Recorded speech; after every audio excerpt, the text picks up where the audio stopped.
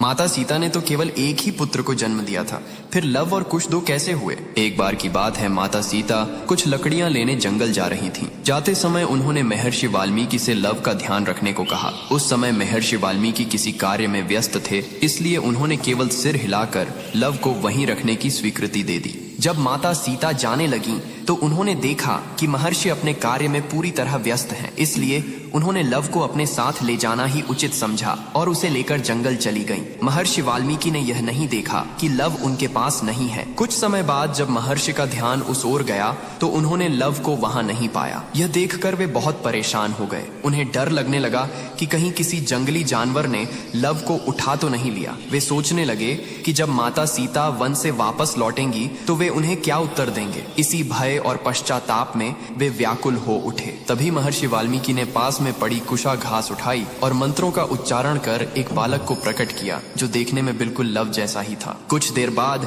जब माता सीता वन से लौट कर आईं, तो महर्षि ने देखा कि उनके हाथ में लव पहले से ही मौजूद है। यह देखकर वे आश्चर्यचकित रह गए, लेकिन माता सीता उस दूसरे बालक को देखकर अत्यंत प्रसन्न हुई, क्योंकि वह बालक कुशा से उत्पन्न हुआ था, इसलिए उसका नाम कुश रखा गया।